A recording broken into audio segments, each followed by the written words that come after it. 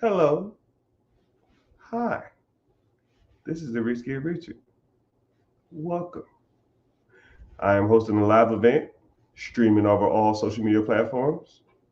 And I do this all the time. So make sure you like and follow. Turn on your notifications. You can ask me any kind of question that you want to. So you can get notifications wherever you are, whatever platform you prefer to use, right? Because I think I'm gonna be streaming on Facebook, YouTube, Twitter, Twitch, which I never get any people there, and Instagram, 2 accounts, Facebook, 2 accounts, and on TikTok. So yeah, um, I do this randomly because it's easier to talk to a whole bunch of people at once instead of going to different social media platforms. So if you follow and subscribe or tune in, I can pretty much answer any question that you have financially.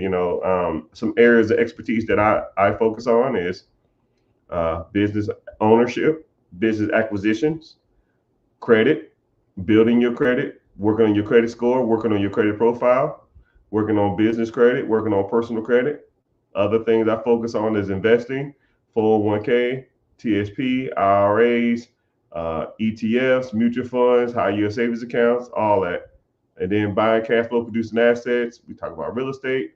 We talk about storage units. We talk about Airbnb. We talk about ATMs. We talk about uh, shoot, vending machines, and all that kind of stuff, which in theory is the embodiment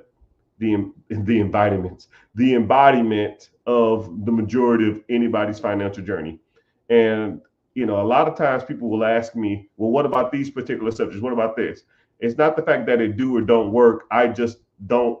I'm not a get rich quick type person. I don't gamble, and I'm not out here trying to hustle.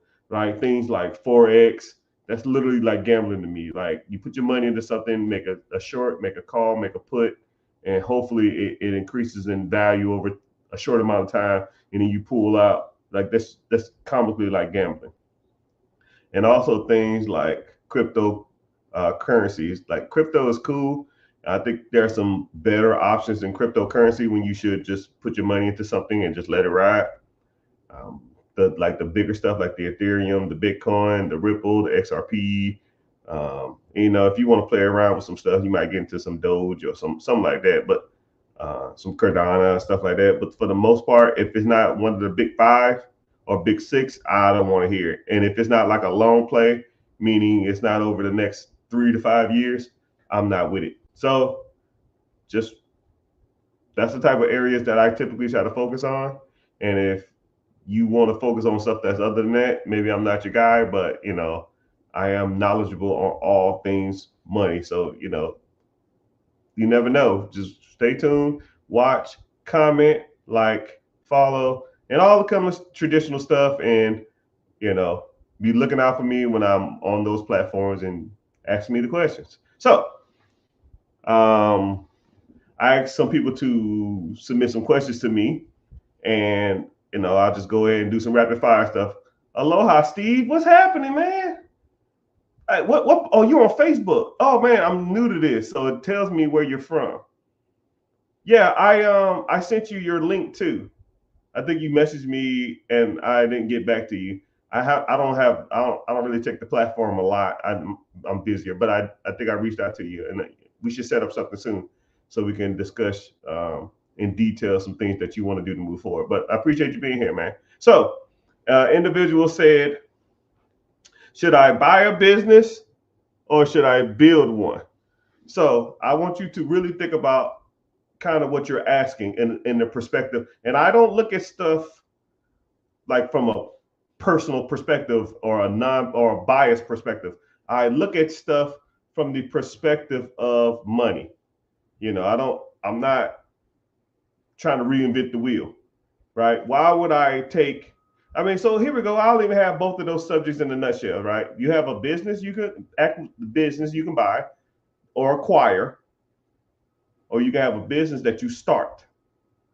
One pro of starting a business is you can tell people, I built this from the ground up and I've gave my blood, sweat, and tears. I mean, and that's pretty much the only perk of starting something, is to tell people that you started something. You know, say you wanted to start I don't know, construction company. I just making something off the top of my head. So you got to get licensed. You got to probably buy a truck. You got to go find employees. You got to go do marketing. You got to have suppliers. You got to go do bids on houses. And then you probably got to build that stuff up for months, maybe even years out. And that process is going to take you tens, 50s, 60s, 70s, $100,000 to just to get off the ground before you even made a dime. So you're essentially hustling backwards. You're digging a hole just to fill the hole up as you go through it, instead of buying. Now, let's say there was a construction company for sale that's, I don't know, $300,000, that's making you $100,000 a year, right? The day you buy it, you're making money. Why would you spend 6 months to a year, maybe 2 years at a loss, when you close on a Friday and on Monday there's money in your account? Because if you bought it right, which the only way I teach is to buy them right, your debt servicing means the amount of money you're paying for the business or the asset, and payments should be covered from the amount of money you're bringing in. Like, that's the only way to do it. If that number don't work out, then it's a dud. If my monthly bill on a business is $10K and it brings in $15K, that month I made $5,000. I mean, this is what, 8th grade math? I'm sure most people who listen to this graduated from the 8th grade. If business A made $15,000 and business A expenses are $10,000, how much money does business A have at the end of the month? Ma'am, right here. Okay, let me get this straight. 15,000 income, okay. Expenses are 10. How much at the end of the month? I think that's 5. Is it 5? I'm just throwing that out there. You're correct. Ding, ding, ding, ding. Okay, cool. Question number 2. The business expenses of a startup for that month is 10,000, and the business income is 0 because you don't have any customers yet. How much you have at the end of the month? Hold on, man. Hold on. We could do negative here? Yeah, of course you could do negative. Okay, cool. I'm just checking, because that number doesn't make sense, because you really can't take something away from nothing, because you ain't bringing no money in, so you can't add to nothing. Okay. So what's the answer, Richard? Negative 10,000? Yeah, negative 10,000. You lost $10,000 that month. Yes. I studied for that test too. Woo. I got 100. Yeah, you got 100%. Congratulations. Right? Why buy a process that's already existing? Only perk to owning something, to starting something, is to tell people that you started it. I built this brick by brick.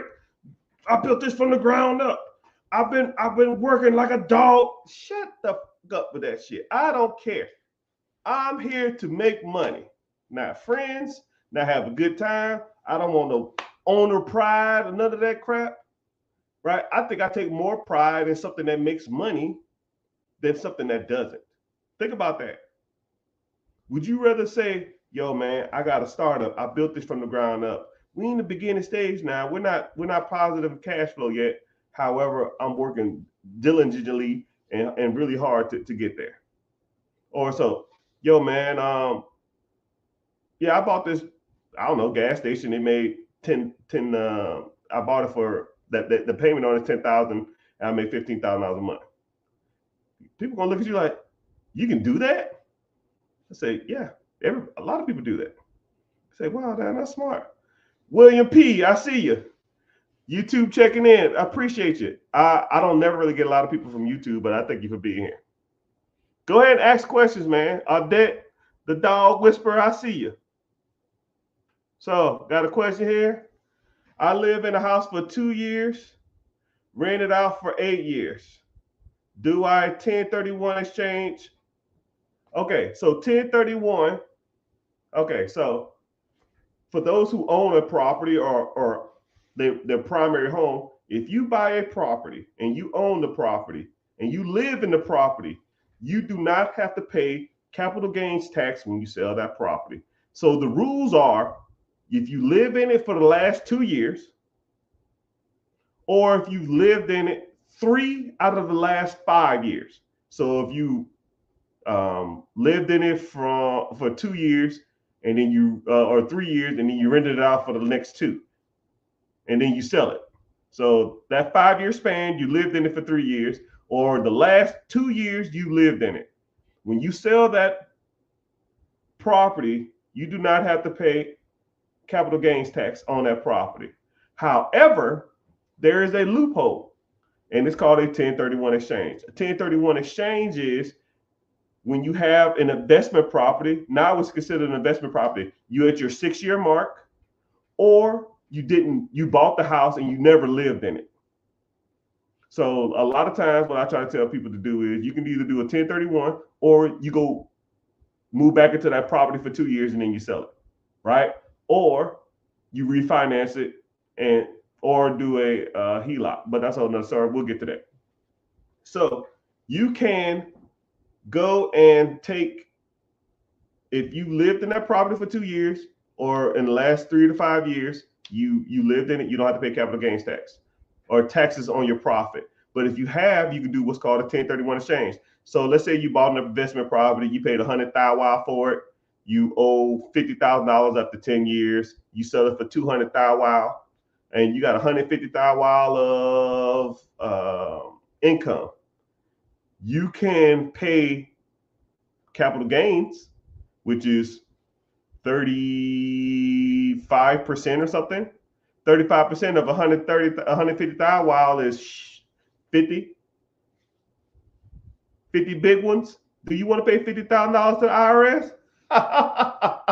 Hell no. So you can do what's called a 1031 exchange. That means you take your profit and roll it over to another property, right? So instead of you paying $50,000 to the government, you pocket in $100,000. You take the whole $150,000 and then you roll it over to another property, and you defer capital gains tax, or you defer taxes on that income. But you actually can buy a business that has real estate attached to it too, and you can do a 1031 exchange. So if you have $150,000, you can put $150,000 on the existing business. Let's say the business was $1 million and it's producing you $150,000 a year. So now you bought the tenant, that's the business. You bought the real estate, you deferred taxes, and you produce income every month. Win, win, win. All I do is win. Win, win, win, win, win. And then say if you have an investment property and you say, yo, man, I want to sell it, but I don't want to do any 1031 and exchange, none of that crap. Cool. Just refinance, because debt or refinancing is non-taxable. You do not pay taxes on debt. So if you owe $50,000, it's worth $200,000, you go to the bank and you say, yo, I need a loan for 70%, 75% loan to value. 75% loan to value is what, $120 or something? They're gonna give you a loan on $120. You have $30,000 worth of equity. They pay off the 50 you owe. You got a new loan at 120, and you keep the difference, which is $70,000. No capital gains tax, and then you still got $30,000 worth of equity in the property. Win, win, win, win. That's how we do it, people. But there's multiple ways to skin that cat. It just depends on you and the circumstance. But I'm a advocate of long buy and hold. Okay? Long buy and hold. So if you buy a property, either refinance it or 1030, don't never really sell. Just keep the equity in the property, even though equity is dead money. Just keep it in the property, and or either refinance or take a HELOC out on it and then use that to buy more property. Even though HELOCs is the same thing. HELOCs is debt, so you can't be taxed on debt. So kind of the same thing.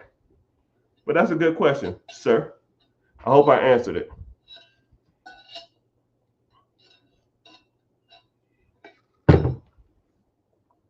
But y'all can go ahead and ask whatever questions y'all want. I don't know how social media works. I don't know if you can tap the screen and give it likes. But please make sure you're tapping the screen. Make sure you're following. Make sure you are turning your notifications, because I'm pretty much here to answer all of, if not all, any of your questions, right? But I'll give a quick commercial break, I guess. I do offer a free webinar that talks about buying cash flow producing assets, fixing your credit, buying real estate, investing, and all that kind of stuff like that. The link's in the bio, wherever the hell you are, on all social media platforms. Just click the link, sign up for the free class. It starts at 9 p.m. Eastern Standard Time, which is about an hour and 50 minutes. You know, I almost forget I even have to teach the class, but I always remind myself, like, Wednesday. Today's Wednesday, right? You know, it's bad when your days run together, because every day is just a grind. It's a hustle. You know what I mean? So, but how are y'all doing? Let me know where y'all checking in from and all kind of stuff. We got somebody from Hawaii. Dad, where you at now, man? I know you travel everywhere.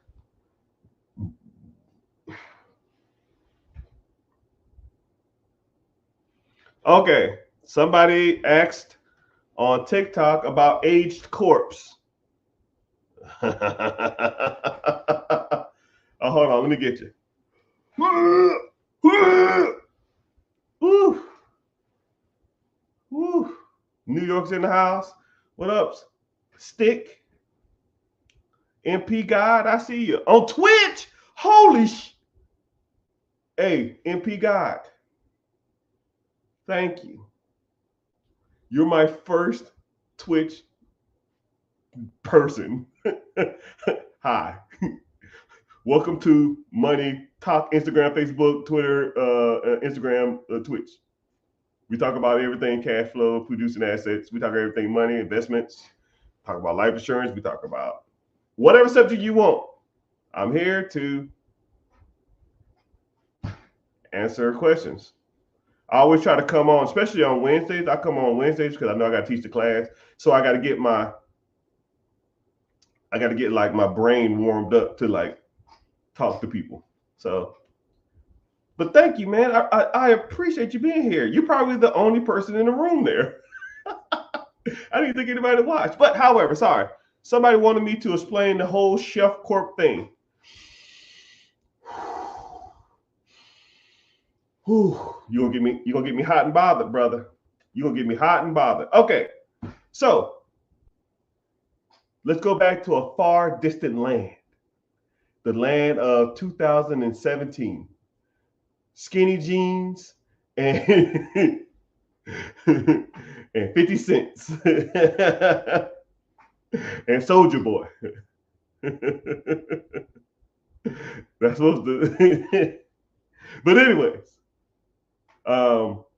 so back then, the banks stated that, hey, we will give you money contingent upon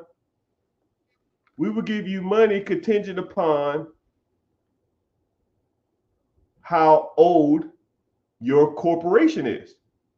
So when younger people would try to go for business funding, the business would say, hey, this LLC, S Corp, C Corp has been established for only a month, 2 months, 5 months, 6 months.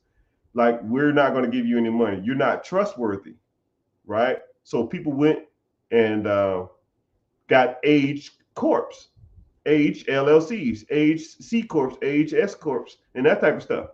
Or shelf corps. They just set them on the shelf, and they're like, somebody probably passed away and it's been passing down the family generation to generation, and then somebody just sells it.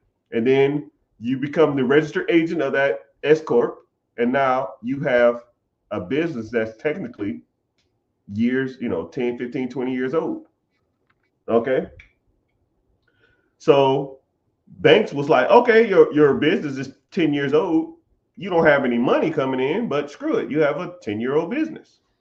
15-year-old business. So they gave them the bag or gave them the money.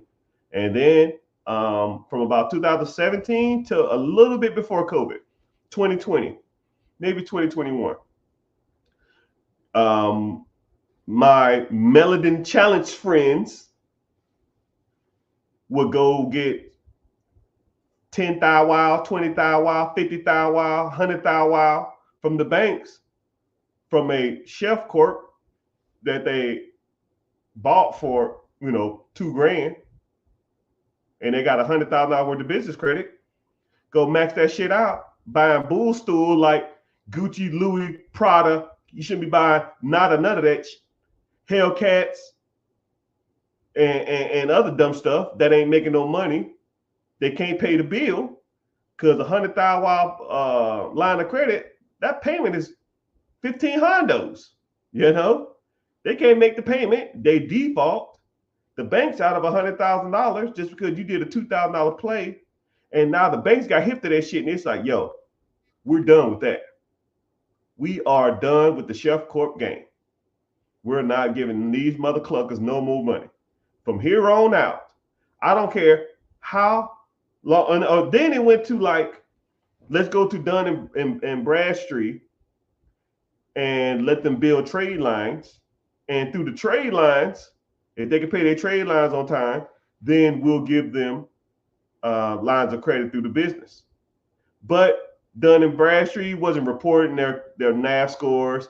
They wasn't reporting their net 30s, net 60s, net 90s to and getting their Dun scores and stuff like that. So people was paying on these trade lines through Uline, Granger, and all that kind of stuff like that. They wasn't reporting, so people were trying to go get business credit, and then it wasn't working. That was like real big during COVID.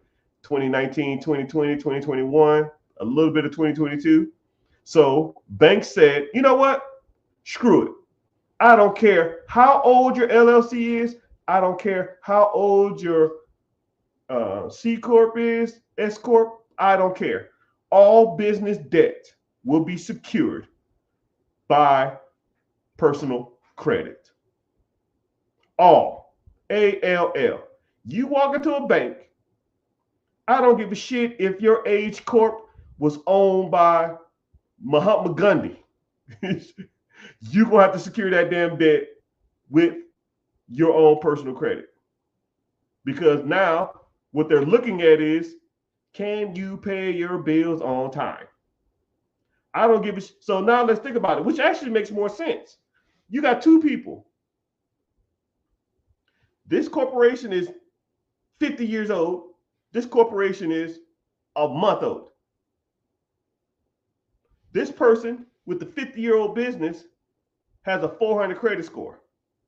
Two charge-offs, two delinquencies, a bankruptcy, and a repossession. But his business is 50 years old. This guy has an 800 credit score, $30,000 worth of personal credit, no debt, a house, no payments, and an 800 credit score. Now, who would you want to loan money to?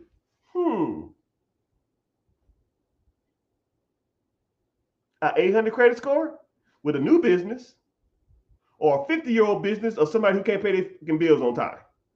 I'll wait. Well, never mind. I won't wait because I already know the answer. Give me the 800 credit score. This guy shows responsibility. A 50-year-old business of a person that can't do no business is worthless. I'll take the new guy. And that's how you get business credit with a new LLC. People come to me all the time. Yo, man, I'm going to go buy me a Chef Corp. Why? Why pay $2,000 for some shit you can get from the Secretary of State for $50? How's your personal credit? Well, it need a little work. That's what it needs. You need to get your little ass to work. That's what you need to do. That's the play. Fix your personal credit. I can secure hundreds of thousands of dollars of business credit when your personal credit is good. Now, if your personal credit ain't good, don't come to me talking about, man, I'm trying to get some business credit. That's like the number one question in my DM. I get 400 DMs a day. Half of them, yo, player, I'm trying to get that. I need 100K. You know what this is what it says. Hey, player, I need 100K for business loan. I need 100K business loan. I got to get some shit going. Okay, cool. What's your personal credit? Well, see what happened, and then it comes the pity party. I just delete. I don't even read. Well, see what happened. If you don't give me a number within like two sentences, you're done. Here, cool. Credit repair. Here you go. Sign up. Thanks. Bye. Because you need it. Right. And then this is what's happening in credit repair. Right. Because I do, me and my team do about 100 credit repairs a week. 100 a week. Not a month. Not a year. A week. And everybody I call them, I say, yo, here's your credit score. Here's your credit report. What's your credit score at? Oh, well, Credit Karma says 600. Cool, here you go. Here's your actual credit score. Well, why does it say, what'd you do to it? What the fuck you mean I do what I do to it? That's the score. Well, why does yours say 5.25? I think yours is wrong. No, ma'am or sir, mine is right. I have no reason to lie to you about no freaking credit. It's not my credit. I benefit none from this. You came to me, and then I'll say, okay, let's review your credit and let's see what's on it or what's not on it. It says right here that you had a late payment for a medical bill. Oh, well, see what happened is that shouldn't be on there. Well, it says you got a repossession right here. Well, see, what happened is I put my car, my baby mama name, and so it is right. Well, they shouldn't be. Get out of here with that. No, don't justify to me. The banks don't care. You're just a number on a piece of paper. That's it. When you come to my face and you say I want funding, or I want to buy a business, or I want to buy real estate, or I want my credit repair, or I want to get into investing, it's just numbers to me. There's no bias. You don't have to sell me. You don't have to press me, right? I've seen people with hundreds of millions of dollars, and I've seen people with $300,000 worth of credit card debt, right? I don't shun. I don't discriminate. I don't hate. You are just a number. It's just a number. It's just numbers to me. That's it. Don't care. So one or two things going to happen. You can sit here and keep playing the blame game, or we can get to work and come up with plans to get rid of this freaking debt and get this bullshit off your credit and get these utilization down, and then get your hard inquiries off. Because at the end of the day, they're there, regardless of who put them there or how it's got there. Don't care. Let's take care of this shit. Well, see what happened. No. We're done with the excuses. I don't give a shit. Right? No pity parties, right? I should get a t-shirt that says no pity parties, because I don't want to hear it. People send me DMs and stuff. Dude, I've seen DMs, I swear to you, was longer than the Notebook. I've seen DMs longer than damn Harry Potter, chapters 1 and 2. I'm like, yo, bro, you don't have to sell me. I don't care. I don't care. I'm not reading all this. What do you need to do? Okay? I don't know if I answered your question, Mr. Chef Corp, but I kind of did. All right. Sorry about that. I'm on a rant. People. I would love to train through you. Yeah, man. Click the link in the bio. Join the free class. I got a free class coming up in about an hour and a half. But so for those who are on this social media site that I'm pointing to, that's not the people right here, make sure you tapping the screen. Your price of admission for 15 seconds is just tapping the screen. Michael P. Jordan, what's happening? Michael, you the only one on Twitch. Hey, are you the only one in there? I appreciate you being here, though. Someone asks, how do I get up not paying $12K in back taxes? Great question. Here at Perelman and Associates, where our tax service is top tier, what we would do is, where do I sign up? Or if you're on Facebook, I don't know what Facebook page you're on, but just click the link in the bio or click out of this, and then it'll say like therichgetrichard.com, or go to Instagram. It's the rich.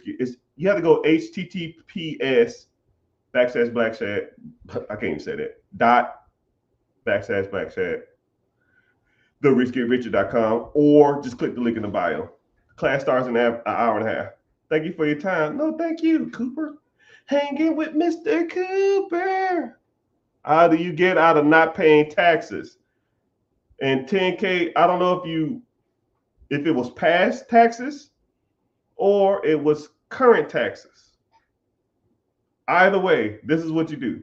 I would shoot me a DM and say I need tax help. And I'll say, well, shoot, I hate working for free. Nobody should work for free, right? Anybody who signs up through me, anyone who goes through the free class and wants me to be their coach and their mentee, I review all your taxes for free, right? I've seen people who owed money, and after we review their taxes, they end up getting money back. We can get you an audit in your favor. I can review to make sure it's even correct on your taxes. I can review it to see if you did all the proper deductions, right? Especially if you have an LLC or a business, right? You should have been writing off a lot of stuff. I think every human being in America should have an LLC. Every one of y'all. The tax code is written for business ownerships. You know, okay, here we go. I'm gonna give you a quick synopsis. There's pretty much two tax laws. There's personal taxes, and then there's business tax. If you had to guess, how many pages of the tax law is personal taxes? Anybody want to take a stab at it?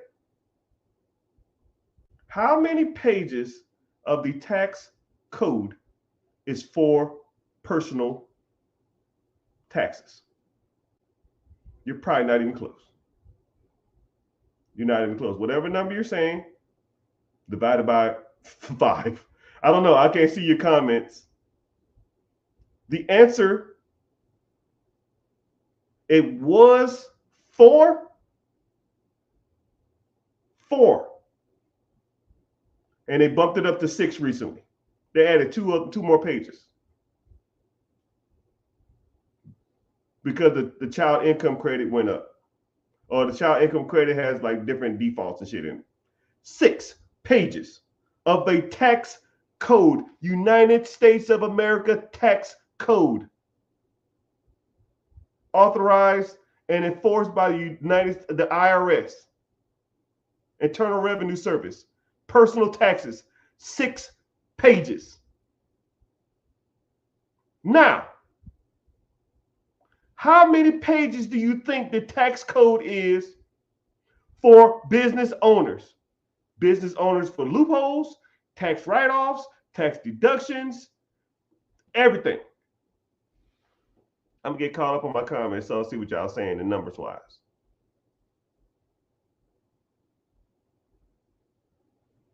Someone said 5,000 pages for personal taxes. No, it's 6.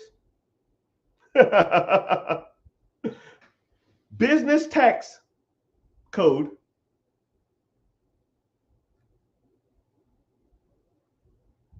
between, depending on which one you get, 1,500 to 1,700 pages of tax write-offs for businesses. So when someone comes to me or comes to the team and they say, yo, man, I'm getting screwed on taxes. Do you have an LLC? Do you have an EIN? Do you have an S Corp? Do you have a C Corp? Do you have a DBA? Because if you do, the tax codes are written for those who have a lot of deductions. Tax codes aren't written for people. Same thing about bankruptcies. Bankruptcies aren't for people. Bankruptcies are for businesses. Do not file for bankruptcy if you're an individual. If you're a business, you've gone through turmoil and there's no other options, so be it. Personal people never, ever, ever, ever, ever should file bankruptcies. People come to me and say, oh, I got a bankruptcy. That shit's like they're trying to like hit Thanos in the face with when he got all the six Infinity Stones. It ain't happening. He's inevitable. That's just on your credit for 6 years. But if you default on your bills, you have a late payment on your bills, you have a charge off on your bills, you can get that removed off your personal credit. I'm not giving you any personal advice. I'm not telling you what to do. But if a bankruptcy stays on your damn credit, and then if you don't pay your bill, it goes to collections, and then the collection goes to a charge off, and then the charge off gets closed, and you have a whole bunch of late payments. This is the process. You have late payments, then it goes to collections, and then the original creditor charges it off, goes to a creditor. The creditor can't collect the debt. They close the account. So now you got late payments, a collection, and a charge off, which due to the Fair Care Act and the FTC, Federal Trade Commission, denies you accessibility to credit, which is a federal offense. You can remove that in 2 months. But that repossession of that bankruptcy, you can't get off your credit. It still stays on there. So which one would you rather do? Now, I'm not giving you advice. I'm just saying which one makes more sense. Say word. Word. All right. I hope I answered your question, Mr. Tax Guy. Yeah, you need to I hate working for free, but I'm being generous. Shoot me a DM and say I need tax help. Shoot me your email. I'm feeling generous today. I'm in a good mood. That only goes to him too. Anybody else I'm gonna block you. But thank y'all for being here, Mr. Stick, Haitian. What's happening? MP God, Summer Seasons. La la la la la la la la la la la. Summer Seasons. Ah. Thank you for your time. No, thank you. I have 250,000. Wow. Brother, you rich and don't even know it. 250,000. Oh my goodness, man. Why y'all be sitting on so much money like that? I get more than like 5K in my account, and I put it to work. I'm just like, yo, this it's dead money. For those who, okay, here we go, y'all. I'm gonna put y'all on some real game, man. Right? There's terminology amongst me, right? I don't know what other people call it. I'll give you my philosophy on it. I call it dead money. Okay? Dead money is money that doesn't do anything but sit. It could be depreciating. It could be not drawing interest. It's just sitting there, right? And there are things that you should be doing better with your dead money. One, if you have money, I guess, in a savings account, it should be in a high yield savings account. At least it hedges some inflation. If you don't have your money in a high yield savings account, it's dead money, right? Second of all, money in your like checking account, right? Anything over like 10,000, wow, take your expenses for the month, double it. Anything more than that, dead money. It's just, it needs to be allocated towards something that makes money, right? So if your expenses is $5,000 a month, you should keep $10,000 in that account and then transfer it over to a high yield savings account. And if it's, and you're going to allocate it in the next 3, 4, 5, 6 months max. If you're going to allocate it to something in the next 6 months, like buy some piece of real estate, buy a business, buy some cash flow producing assets, cool. Let it sit in the high yield savings account. But if it ain't going to be allocated in something in the next 6 months, bro, put that shit to work. Put it to work. Assets, cash flow producing assets all day long, right? Mutual funds, ETFs, stocks, bonds, mutual funds, businesses, real estate. I don't give a damn. That's dead money. Dead money, right? Equity in your home, dead money, right? People always like, it's a cushion. It's dead money. Why? Why you want to? People like, yo, I want to pay off my house. Why? Paying off your house don't make you money. The objective is to make money while you're sleeping. If you are sleeping in a paid off house, you are not making any money. If you're sleeping in a house with a house payment, you're not making money. Stop me when I'm lying.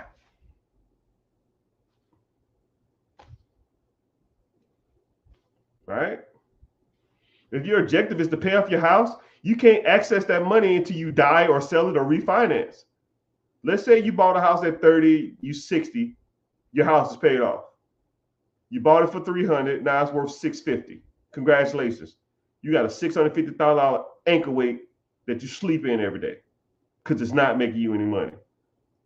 Well, I save a house payment. Brother, you save $3,000 a month in payments. You still pay taxes. You still pay insurance. You still have a payment. Oh, it's not as much. Let's say if you put that equity of that $600,000 into the stock market, and it's drawing you on average 10.1% over the next year. 600,000, wow, 10%, $650,000 over at 10% is $65,000 or $5,000 a month. Would you want a paid off house or $5,000 coming in every month? Hey, what the fuck do I know? Right? What do I know? Right? And that's $5,000 a month, regardless of where you live. Everybody pays for where they live, right? But hey, whatever, man. You do you. And then if you started the same process when you was 40 instead of 60, then you really would have been better off. Or if you put the $600,000 down on a $3 million apartment complex that produces you $400,000 a year. Oh. And then now you're making $30,000 a month. How about that? But hey, what do I know? Brother, ew. Memphis in the house, California, Chicago, Pearl Harbor, Hawaii. What's good? Greenwood, South Carolina. I'm in a small fortune in South Carolina. I just retired out of MacDill. Yes, sir. Me too, sir. What was you, Army, Marines, Navy? It looked like you was Air Force. Sorry to hear that. Nah, Air Force is the best branch. Idea for investing in a facility for pickleball.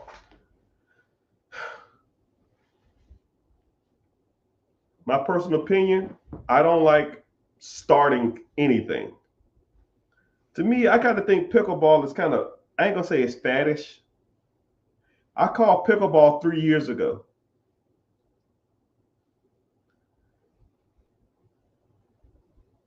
But if there was a pickleball facility that's already operating, then maybe. But do I want to buy something and don't have a proof of concept, don't have the marketing, don't have the network, don't have the people, don't have the resources to start something and hopefully it works out? That ain't my stick, man. That ain't it. To me, it financially doesn't make sense to buy a facility.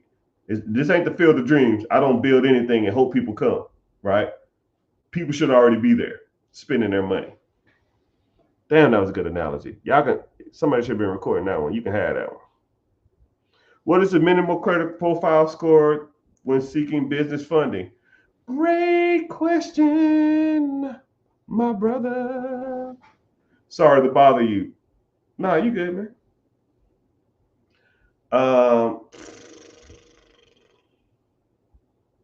The minimal credit score profile. So your credit profile. So a lot of people always confuse credit profile and credit score and FICO score. They're kind of like different things. It just depends on you, right? So if you want business credit, you need to have a strong credit profile. You need a strong credit score. Strong credit profile is a credit card, 2 lines of credit that you've had for more than, I think, a year and a half, or more than a year, or a year and a half, or 2 years. That's over $5,000, which most people kind of probably should have that or need to be working on that. And or you need a 680 credit score, right? But there's other programs. Some people say 650. Some of my people say 650. Some of my people say 680. Some of my people say 700. But if you were on the cusp, then I'll be like, nah, man, we good. Let's try to get this score up a little higher. So your objective is always trying to push your credit to the max. Because what's the point of having credit if you don't even use it? Like I was explaining that to somebody the other day, and a lot of people look at their credit like a vanity metric or something. I have an 820 credit score. So what's the point? The objective of credit, in my opinion, is to use that credit to buy assets that produce you income every month. I don't give a shit if you got a 600 or 15,000. Don't give a damn how high your credit score is. Your objective is to use your credit, whatever score it is, leverage it to buy assets that produce you income that pays for your way of life every month. Point, period, blank. The score is a vanity metric. Who cares? Who cares? I always use the analogy of like a model and a bum. There's a model who's 6'5", rock hard abs, blue eyes, perfect chin, well spoken, and can't have kids. There's a 5'6" guy, beer gut, homeless, drools when he sleeps, but he can pop out 10 kids in the next 5 years. If your objective is to have babies, what the hell is the 6'5" guy gonna do for you? Not a dang thing. Same thing with credit that's high as hell that you can't even leverage it. Oh my goodness, dog. Oh my goodness, I'm speaking facts. Y'all don't want to hear it. Y'all think y'all do, but y'all really don't. Right? A lot of people say, yo, man, what's your credit score? Enough to get me lines of credit. What's yours? Is it enough to get lines of credit? Then the rest of it is irrelevant. The rest of that shit's irrelevant. 680 should be everybody's minimum. 680 can qualify you for majority of, or if not every loan package, program, funding, credit, line of credit there is out there. You want a car, you want a Sprinter van, you want an American Express card, you want a Chase Platinum, you want a whatever you want. 680 majority of times can get you there, right? There might be some random ones here and there that might have like some net worth requirements or some income requirements, but the credit score is what you need to be focused on, right? That's 99% of all 99% of all businesses. Oh, not all things are 680. Okay. So I don't know if that answers your question, but I appreciate you asking. Freddie Cruz. How you doing, brother? I low-key miss you, man. You come back to the States, come holler at me. Show you how us ballers do it.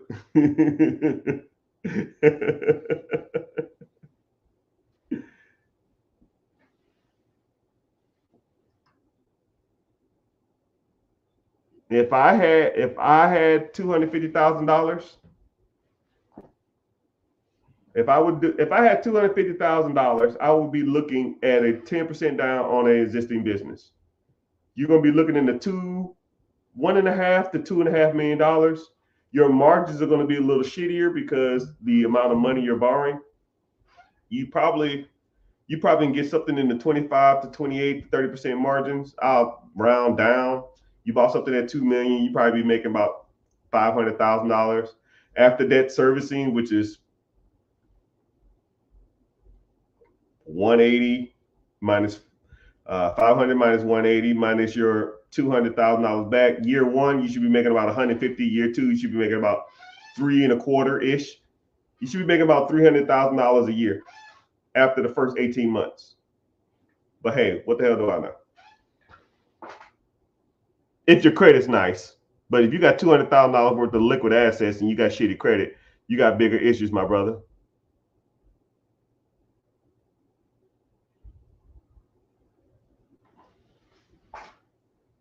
Folks preach business credit, then once you buy from them, they have personal credit card stuck you. Yeah, I guess. I kind of don't understand what you're trying to say, but yeah. I almost got scammed by your fake account. All right, y'all. These people in these damn fake accounts is killing me, man. I get a DM every like 5 people say, "Yo, man, is this the real you?" Because I got scammed. I almost got scammed. I'm just like, oh my goodness, dog. My goodness. Like the scammers be real, man. Right? So I'm gonna tell y'all something.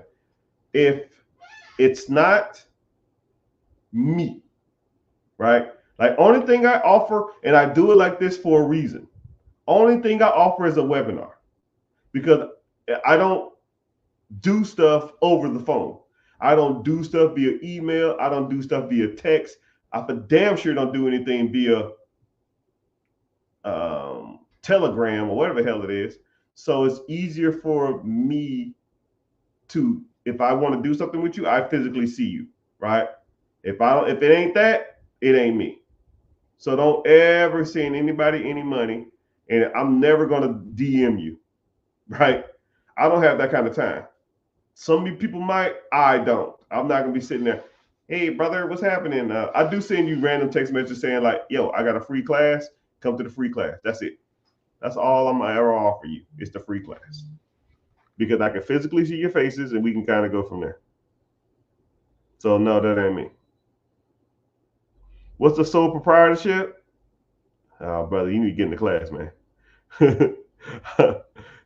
You have what's called an S corp, which is a sole proprietorship. It's just a business entity in which you have. It's like a business structure. So whenever you're buying assets, it's however it's structured, and it minimizes and mitigates the amount of taxes and liability you have as an individual from owning those assets, right? So let's say you have a house and someone slips and falls at your house, and they can sue the corporation, but they don't get no money from you. They just sue whatever assets are in that. You just manage that asset. It's kind of I don't know if that's kind of explaining, or I need to actually do the work on my credit. Yeah. Or you can have somebody do it for you. So I do offer, I wouldn't be doing myself a disservice, even though credit repairs are extremely time consuming. But if you wanted to, there's 2 types of credit service that people offer, right? There's a do-it-yourself. Actually 3. You can do it yourself, right? Go to YouTube, go to TikTok, go to social media and just learn how to do it, or go to Google, learn how to do it, download the letters, download what you're supposed to say, and then send them off to the bureaus and hope it works, right? Then you have what's called a someone guiding you, right? So you pay them a fee, $100, $200, $50, whatever the hell they charge, $500 flat or whatever, and then they give you the letters to find, like the letters you're supposed to go find. You fill out the letters, and then they tell you where to send them, and then you fill them out, then you send them off, and then you check the credit, and hopefully the stuff falls off, and whatever don't fall off, then you go back and you re-edit the stuff, and then you send it off again, right? But a lot of times, whenever you do that, I mean, you have to spend pretty much a couple hours going through your credit and finding what's wrong and what's right. A lot of people don't even know what they're looking for, and then every time you want that person to do it, they're gonna charge you a fee every time they do it, which is kind of annoying. But with my credit service, you sign up and you send us the information we need, and we're done. Right? We go for multiple rounds, and it's like taking a sledgehammer to an ant. Right? Everything that's negative or bad or derogatory in your credit, we're gonna fix. We're gonna try to go for it. That's the goal. Go for the crappy crap on your credit. Right? Late payments, derogatory charge-offs, late payments, repos, baby mama payments. We do it all, right? And then the bad part about it is there's stuff that you didn't even know you was looking for in your credit that my team looks for. For example, I had a guy who had misspellings of his name 21 times on his credit. We saw that his name was misspelled on his credit 21 times. We said, no, this is the proper way to spell his name, and all the rest of these are wrong. Shot up his score, 78 points. Had another client who's lived in 8 different places in the last 7 years. Your address is staying in your credit for like 8 years, 7 to 8 years. So you get rid of all those old addresses that are irrelevant. Now you're showing more stable. So now his credit went up 23 points just from having random ass addresses that he kind of lived at or was associated with. Who knows? I don't care. Right? So, hey,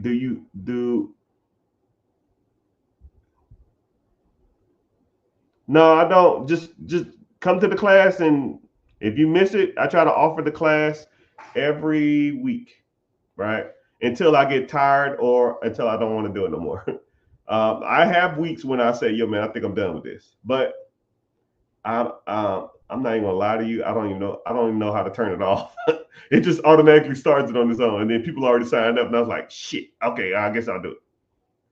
Right? You'd be surprised. People have missed the class, and then the class is over, and then I go like refresh the page, and it's already like 3 people signed up for the next class. I'm like, "How the hell y'all signed up for a class? It's the same class. Why you signed up again?" I don't know, man. But it can be frustrating dealing with so many people and so many personalities. But just come to the class. I try to offer it every week. But one day I told myself I'm gonna get rid of it because it's just a pain in the butt to do it. Can I get funding for a $1.5 million business? Credit great. Yeah. So there's 3 basic programs for SBA. So you have, well, actually 4.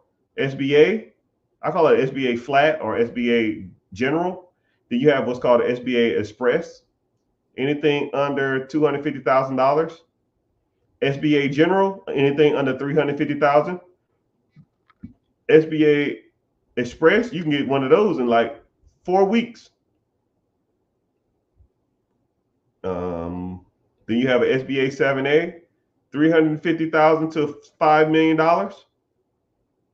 You need a 680 credit score. All these you need a 680 credit score, 10% down payment, sometimes 5%, sometimes 2.5% down.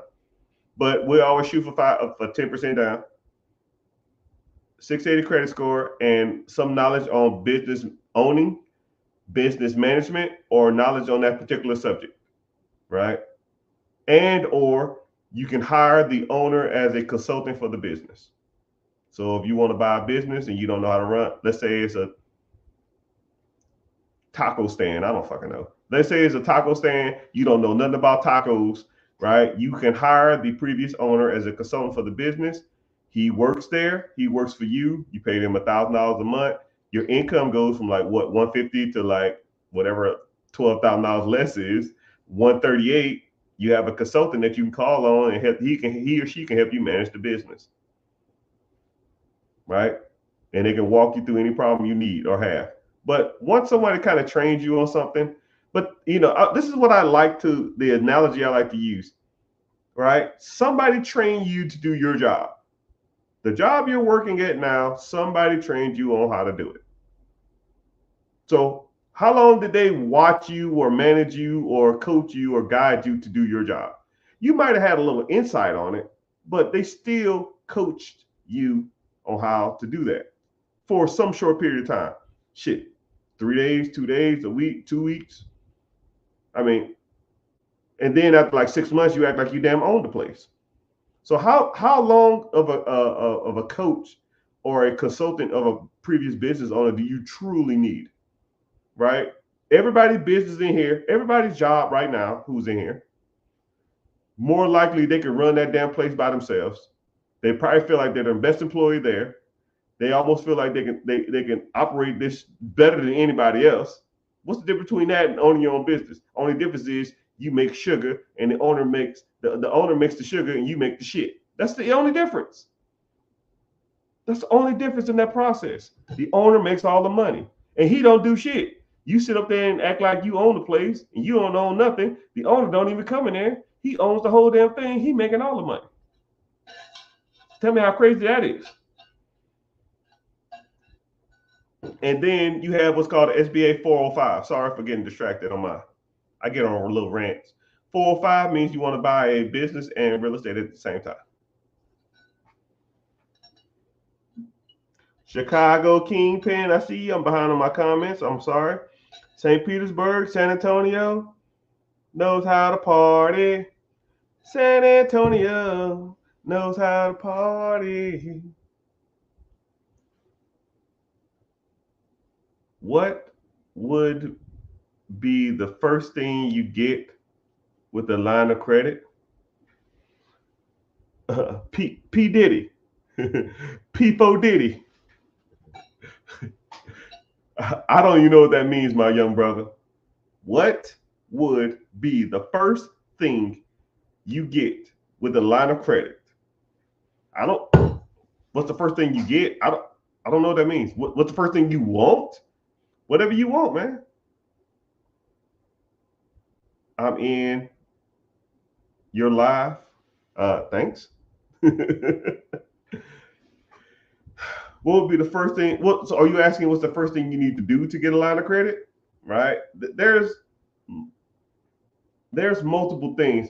So with me, I almost feel like I hate explaining this to like just sitting here explaining it to people, right? That's why I have coaching programs. That's why I have mentees, because I can sit there and I can pre-record a video and I can say, yo, watch this video. This is what my team looks for, right? Because once people sign up for a mentorship or want me to be their coach or want people to guide them and stuff like that, I can just point you to the right videos to watch, right? Because my team and I talk about, yo, this is what I'm looking for. This is what I need. This is, if their credit is good, go here. If their credit is not good, do this. If they don't have a business, do this. And it's just, I don't know your situation, so it's kind of hard for me to tell you what you need and what you don't need to be doing. So it just depends on you, young brother. So I'm in the live. Thanks, man. Key, you coming to the class tonight? Miss Chicago? Can I qualify for business credit just for having an LLC? You need everything attached to the LLC. You need to be showing that you're a true business. And then you need good credit too. 680 is the minimum. If you don't have 680, then we need to work on it.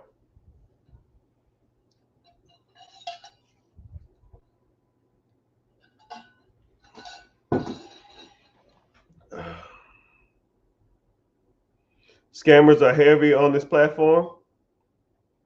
Yeah, I know, man. I get a scam that like, it's like, I counted like 200 scam pages.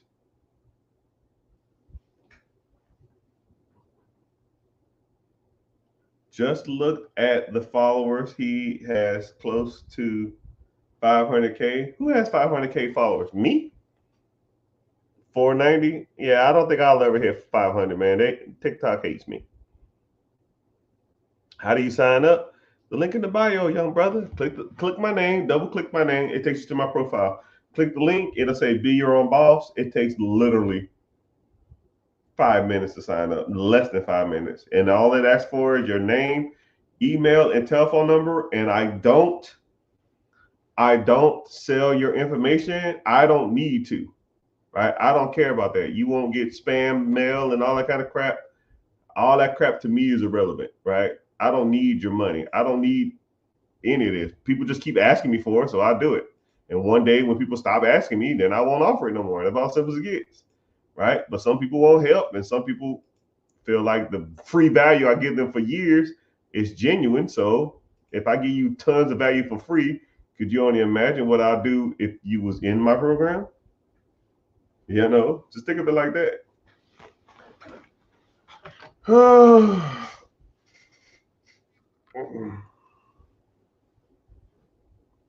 I'm gonna get off at 8 o'clock on TikTok, Twitter, all that kind of stuff. It ain't that many people in here anyway. I'm glad that y'all watching from YouTube. Oh man, more people keep popping in from YouTube. Hey YouTube guys, if you want to comment down below where you from, even in TikTok land, comment where you from. And I really need to get my rep up on YouTube, right? YouTube, they keep sending me naughty letters saying to engage more. So I'm just like, oh my goodness, or naughty emails. You thought I was teaching a different thing every day? I don't know what that means. So ambiguous, which I don't really consider the term biggest fan, but if I had like 5 people that was like the guys or girls, I think ambiguous would be comically in the top 5, right? Ambiguous was always on here. He's always engaging. He's always talkative. He's always supportive. He's never negative. But it's crazy though. I wish he'll just quit playing around and try to hurry and move forward, because it's kind of weird. I don't know what he looks like. I don't know his real name, and I would almost feel like super obligated to help him out because he's been like damn near ride or die for damn near a year, right? I don't know, when you came on Ambiguous, I probably didn't have that many followers. I remember one time I think I was driving somewhere and it was me and Ambiguous. It was me, him, and like one other person, the last 2 people. I was driving like 45 minutes. I was just talking to him the whole time. Right? That's Die Hard, man. That was like a year and a half ago or something like that, man. I appreciate you being here though. Post-class details. I don't know what that means. Just come in there, man. The class is free. RCDC. Where's the link? The link in the bio. Click my name. What's up, broski? I'm doing good. Broski. It's free. And it starts in an hour. Hell, YouTube. Hey, I got 3 people in here. Hell yeah. 2 from Facebook. I got 2 Facebook accounts. So it's kind of weird how like, it's almost like my alter ego. The Rich Get Richer, I never go there. I never use that account. It like got set up as like a default when I had like 5,000 followers, and I never use it. So if you're here from there, hey, but I don't ever use it. It's just like an account. I got one person on Twitch, which I set up a Twitch account 5 months ago. About a year ago. I never go on it. I've never posted a day in my life, but I have the account. So you hear from Twitch? Hey. YouTube, appreciate y'all. Twitter, not so much. But yeah, hold on. I'll do a refresh. But yeah, make sure, I'm glad y'all here. Ask the questions. I'm about to get off here because I always gotta like stretch and reset my brain to get on the live. You know, it's kind of crazy. This is kind of like exposing my weaknesses, even though I try not to. You shouldn't do it. Like every time I do the class, I get nervous. And every time I do my mentorship, I get nervous too. I talk to people literally for hours on end and not even think about it. But when I talk to people on my lives, or I talk to them in the mentorship, or I talk to them in the free class, I get nervous. And I have to like reset my brain, even though I pretty much sit here and talk for hours on end. And you know, I think we all have character flaws, but I think I guess that wouldn't be considered a flaw. But you know, I'm showing my vulnerability. You know, but it is what it is. So, like I said, free admission for everybody. So all y'all on the social media apps, just like the screen or tap the screen. TikTok, tap the screen for 10 seconds. That's your price of admission. And then I'll talk about whatever subject. But after about 5 or 10 more minutes on the other platforms except TikTok, I'm gonna get off. I'll probably get off on all of them because I gotta like reset my brain.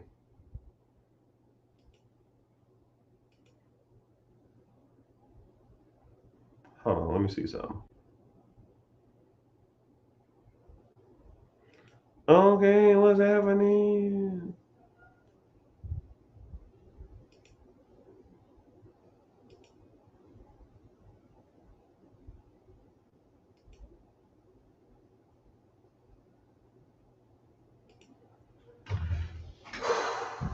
Okay. Oh, you see it? I guess no one's talking, so I guess I'll just talk about something random. Y'all have any? Nobody has any? Nobody. Okay, let's talk about something random. Okay, let's talk about. You want to talk about investing? Okay, let's talk about basic investing. Okay, everybody needs some investing. All right, rich get richer. Hey man, I don't know who posing down there with me, but hey, that's one of the accounts, man. You better get out of here. They're gonna get you, bro.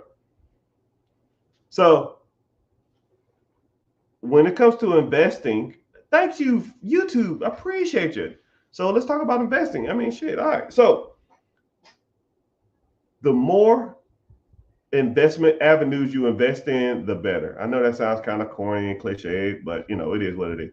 So you need to be putting your money to work on all avenues, not just business acquisition, not just buying real estate, you know, all a journey of 1,000 miles start with one step. So things like investing in, especially if you have a job with a 401k.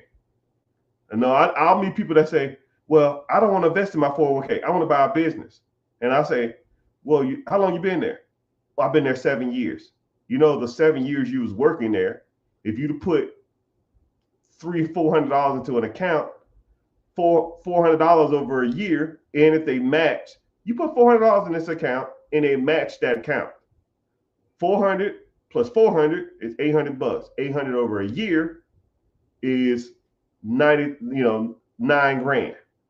Over the last 7 years, that's $5,600. I mean, you know, shit, $56,000. No, am I right? I'm off. Yeah, $56,000. I mean, and then you could take a SBA loan out and use your 401k as collateral for your down payment. So you're trying to like save up nickels and dimes, but not contributing to your 401k. But that's your down payment for the business right there. A lot of people come to me and they'll say, yo, man, I want to buy a business, but I ain't got no money. Okay, you have a 401k? Yeah, I got about 150,000 in there. Okay, cool. If you put that up as collateral, they'll put that as your down payment. Just don't default because you owe that money, which they understand. I mean, you're an adult. Sometimes you got to take risks, but that's an option, right? My thing is I'm the king of options, right? I give you multiple options, and whatever you like the best, we'll roll with that one. All right. So something else. ETFs and mutual funds. You should be contributing 50, 100, 150, $200 a month to ETFs. I don't care. My go-to is VOO, Vanguard ETF, Electric Transferable Fund, S&P 500. You track the top 500 performing stocks in America. So it's almost like fail-proof. And then high yield savings accounts, the money that's just sitting around, not doing anything. You need to be putting it in that. So you need to have, yeah, crypto-like options. And the more assets and the more options you have, the better a bank or the SBA or the government will look at you as more of a asset instead of a liability. Because you're showing diversity, you're showing management of multiple funds, and you look like somebody who people want to do business with. You know, you got $50,000 in one account, 401k. You got $20,000 into in stocks. You got $15,000 in a high yield savings account. Those are the type of shit that people want to see. Not, hey man, I'm like, I don't know, man. I don't get it. I don't know what people think or expect. But have more than one option and have your money circulating in multiple different things. Because if one thing don't work out, the other thing more likely is. You know what I mean? So, yeah.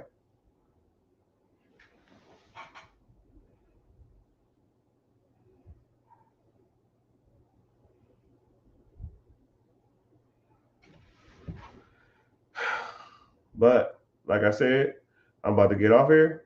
But I'm gonna hop back on